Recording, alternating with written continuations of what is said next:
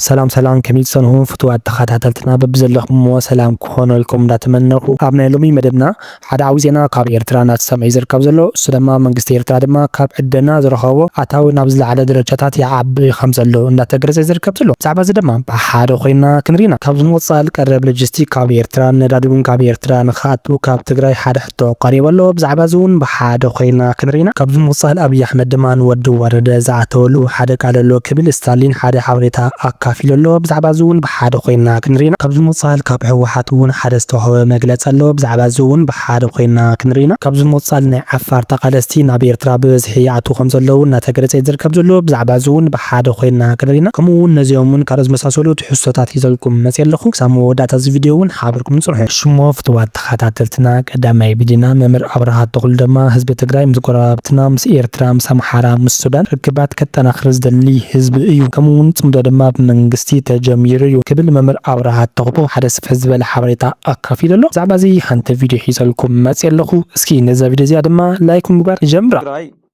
حزي بفلاي كافت حزبي كافت بوليتيكاوي إليتون كتولة خيل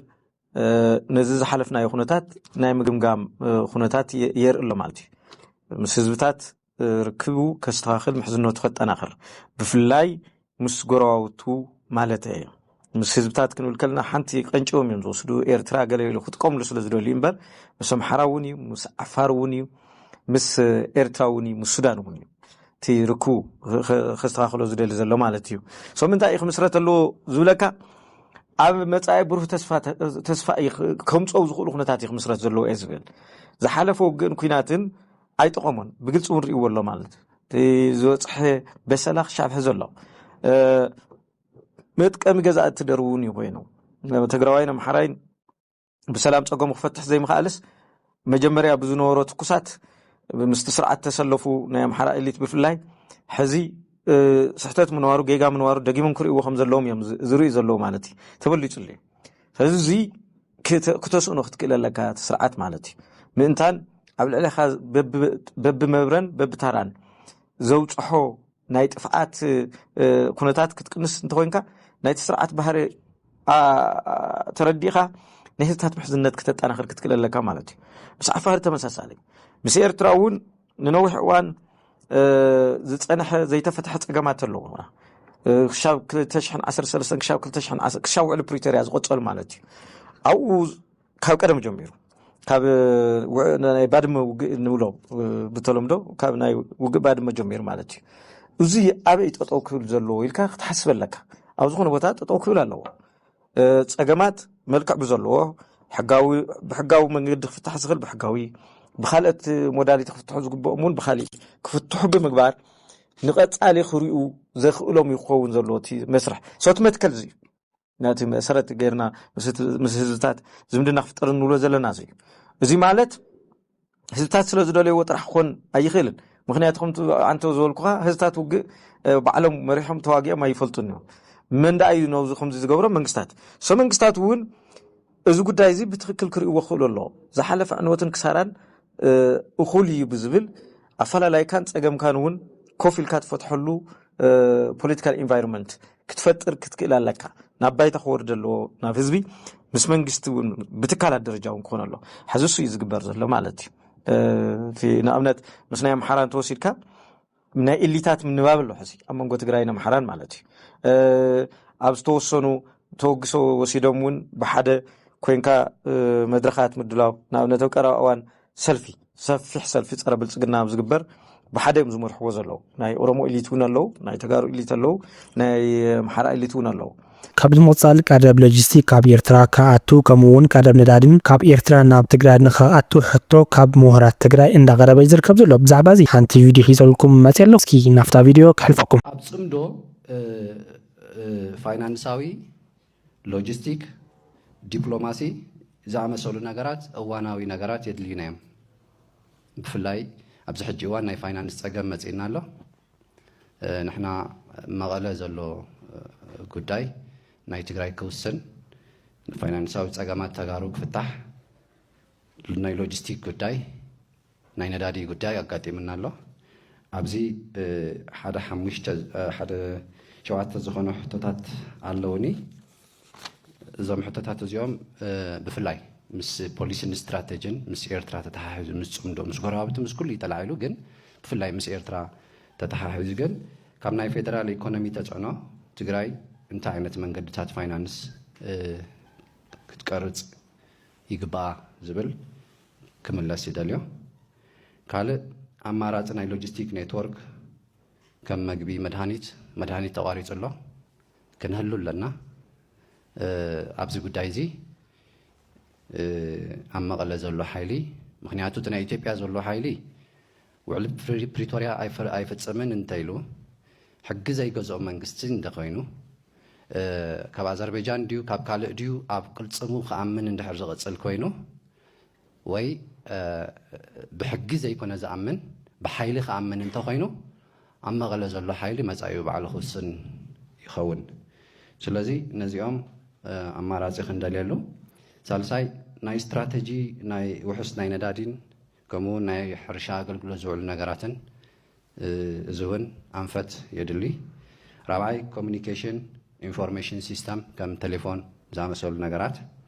ካልእ ናይ ዲፕሎማሲኛታት ናባና ናብ መቐለ ክመፁ ካብ ኤርፖርት እዮም ዝምለሱ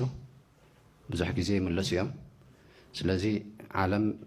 ምስ ዓለም ክንራኸብ ኣለና መጻኢና ክንውስን ይግባአና ኣብዚ እንታይ ክሕሰብ ይኽእል በዛ ሕጂ ዘላ ኩነታት ሻድሻይ ህዝቢ ንህዝቢ ዝበሃል ምንቅስቓስ ኣሎ ኣብዚ ሓደ ነገር ክገልጽ ይደሊ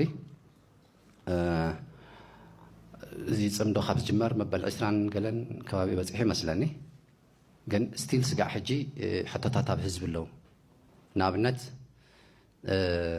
ናይ ዕዳጋ ሓሙስ ቦቴ ማይ ዝጥቀመላ ዝነበረ ህዝቢ ዝጥቀመላ ዝነበረ ዕዳጋ ሓሙስ ዘይኮነስ ይቅርታ ናይ ፍረወይኒ ማለት ስንቃጣ ብወታደራት ኤርትራ ከም ዝተወስደት ከባቢ እሱ እዩ ዝኣምን ስለዚ እዚ ጽምዶ እዚ ነዚ መፍትሒ እዚ ከምዚኦም ዝበሉ ነገራት ብተወሳኺ ፋብሪካታት ተወስዳ ከም ዘለዋ እውን ቅድሚ ሕጂ ብብዙሕ መንገዲ ሰሚዕና ነርና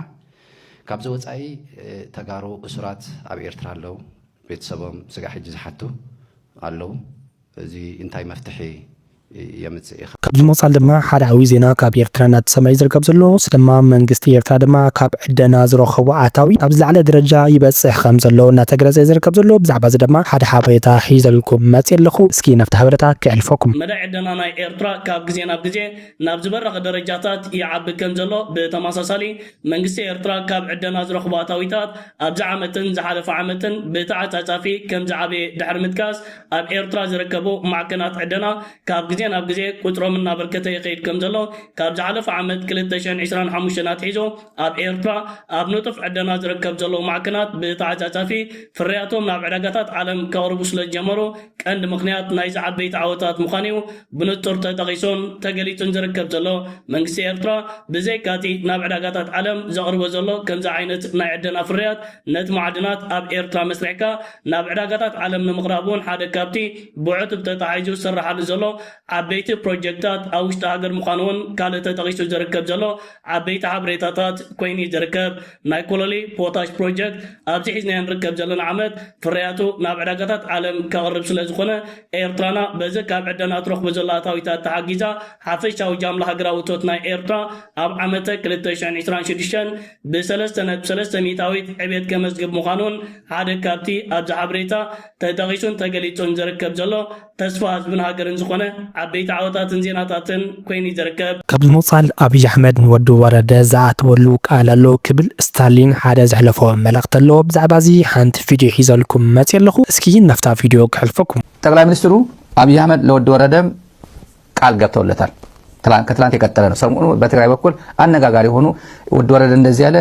ማስጠንቀቂያ ሰጠ እንደዚህ ያለ የሚሉ የተለያዩ አጀንዳዎች ያው ሲፈበረኩ ነበር ይሄ ከጠቅላይ ሚኒስትሩ የተገባለት ቃል እንዳለ ዛሬ ከብልጽግና ምንጮቻችን ያገኘነው መረጃ አለ አይደለም ብሎ ማስተባበል ይችላል እሱ ካስተባበለ ያስተባበል እስካሁን አላስተባበለም በሙሉ እሱ ብሎታል የተባለው በሙሉ እስካሁን አላስተባበለም ያስተባበላል ተብሎም አይጠበቅም ፎር ዘ ሬኮርድ ብሎ ያስተባበላል ተብሎም አይጠበቅም ያገኘነው መረጃ እንደሆነ እንደሚያሳየው ከስልጣን በፈቃድ እንዳትወርድ ብሎታል ጠቅላይ ሚኒስትሩ የሰማ ነው ከስልጣን ህወሓት ተስልጣን አንድ አመት ስትጨርስ ወረድ ካለ ከስልጣን በፈቃድ እንዳትወርድ ህወሓትን ሳላማክር ዩኒላተራሊ ሹመት እንዲራዘም ቆይታ እንዲራዘም ደብዳቤ ጽፍልሃለሁ ዩኒላተራሊ ቲፒኤልኤፍ ሳላማክር እኔ ብቻዬን ነኝ አዲስ አበባ ጠርቼ ሾምኩ ህወሓት ሳላስፈቅድ ነው አሁንም እኔ ስልጣን አራዝምልሃለሁ ህወሓት ማማከር አይጠበቅብኝም ዩኒላተራሊ ደብዳቤ ስለምጽፍልህ ከስልጣን በፈቃድ እንዳትወርድ ብሎታል እንግዲህ በዚህ ሳምንት ብቻ 2 ጊዜ እንደደወለለት ምንጮቻችን ነግረውናል በዚህ ሳምንት ብቻ ጠቅላይ ሚኒስትሩ ለወድ ወረደ የደወለለት 2 ጊዜ ደውሎ እንዳናገሩ ሰምተናል ይሄንንም ጭምር ይሄን ሐሳብ ገዝቶ ሊሆን ይችላል ሰሞኑ በማህበራዊ ሚዲያ ሲወጣ የሰነበተው ንግግሮች ከዚህ የመነጨ ነው የሚሉ መረጃ ወደ አዲስ አበባ አካባቢ አግኝተናል ካብዚ ምጻል ካብ ህወሓት እውን ሓደ ዝተውሃበ መግለጺ ኣሎ ብዛዕባ እዚ ሓንቲ ቪድዮ ሒዘልኩም መጽሎ እስኪ ናፍታ ቪድዮ ክሕልፈኩም መግለጺ ህወሓት ኣብ ብሔራዊ ኣጀንዳታትና ንሽከን ቀንዲ ነጥብታት መግለጺ ህወሓት ህዝቢ ትግራይ ሕዝውን ኣብ ትሕቲ ሓደጋ ህልውና እዩ ዝርከብ 40 ሜታ መሬት ትግራይ ተጎቢጡ ህዝብና በጥሜትን በሕማምን ይረግፍ ኣሎ መንግስቲ ኢትዮጵያ ስምምዕ ፕሪቶሪያ ብምጥሓስ ወታደራዊ ምቅራብ ይገብርን መሰረታዊ አገልግሎታት ይኸል ኣሎ ካብ ውሽጥን ደገን ዝመጹ መዳነገርቲ አጀንዳታት ሓድነትና ንምብታንን ጄኖሳይድ መገዲ ንምዝራግን ዝዓለሙ እዮም ቀልቢ ህዝቢ ካብ ጥቀን ዲዋኔን ምምላስ መሬትን ተመዛበልትን ንምስሓት ዝሰርሑ ዘለዉ ውዲታት ክንቆሐሎም ይግባእ ሓድነትና ነጠራኽን ብሔራዊ ትካላትና ንመኸተ ብቑዓት ንግበሮም ኣብ ምርጋጽ ህልውና ትግራይ ጥራሕ ነትኩር መኸተና ንብሔራዊ ህልውና ሓድነትና ንላዕላውነትና ኢልዩ ህወሓት ሎም ኣብዝውጦ መግለጺ ካብዚ ምጻል ናይ ዓፋር ተቃለስቲ ናብ ኤርትራ ብበዝሒ ይኣቱ ከም ዘለዉ ሓበሬታታት እናወፀ ዝርከብ ዘሎ ብዛዕባ እዚ ድማ ሓደ ሓበሬታ ሒዘልኩም መጽ ኣለኹ እስኪ ናብቲ ሓበሬታ ክሕልፈኩም ናይ ዓፋር ወገናት ናብ ዓሰብ ምእታዎም ይቕጽሉ ምህላዎም ተሓቢሩ ካብ ናይ ኢትዮጵያ ክልል ዓፋር ናብ ናይ ኤርትራ ደቡባዊ ቀይሕ ባሕር ብምኻድ ኣብ ዓሰብ ይእከቡ ከም ዘለዉ ዝንገረሎም መንእስያት ብቁፅር እናዓበዩ ምምፅኦም ካብቲ ከባቢ ዝተረኸበ ሓበሬታ ይገልጽ በሰንኪ ምስ መንግስት ፌደራል ምስ መንግስት ክልል ዓፋርን ዝተፈጠረ ዘይምቅዳም ናብ መሬት ኤርትራ ብምእታው አንጻር ናይ ክልል መንግስት ዓፋር ክገጥሙ ዝወሰኑ ናይ ዓፋር ሃገራውያን ተቃለስቲ በብእዋን ናብ ኤርትራ ብምእታው ንወታደራዊ ንጥፈታት ክዳለው ከም ፀንሕውን ይሕበር ኣብ ኤርትራ ወታደራዊ ታዕሊም ብምውሳድ ነቲ ፀንሐ ዘይምቅድዳው መሊሱ ናህር ክውስኽ ክሰርሑ ፀንሑ መንእስያት ዓፋር ኣብዚ ግዜ እዚ ኣብ ዝለዓለ ደረጃ በፂሖም ምህላዎም አንጻር ናይ ፌደራልን ክልልን ሰራዊት ክቃለስ ዝኽእሎም ቁመና ሒዞም ከም ዘለዉ እውን ይግለጽ ኣብ ክልል ዓፋር ኣባላት ፍሉይ ሓይሊ ስርዓት ኣወል 40 ዝነበሩ ምስ መኪኖም ልዕሊ 10 መንእስያት ናብ ብፆቶም ተቃለስቲ መንእስያት ዓፋር እግጉሙ ዓሰብ ኣትዮም ኣለዉ እዞም ዕጡቃት ዓፋር ኤርትራ ዝኣተዉ ልዕሊ 1200 በፂሖም ኣለዉ እሽሙ ፍትዋት ተኸታተልትና ንልምዓት ንረና ሓበሬታ ነዚኦም መስ ነይሩ ክሳብ ከሳለ ብሓድሽ ርእሰ ንራኸብ ክንቪድዮ ምሳኹም ላይክ ምባር ከይትረስዑ ሰናይ ግዜ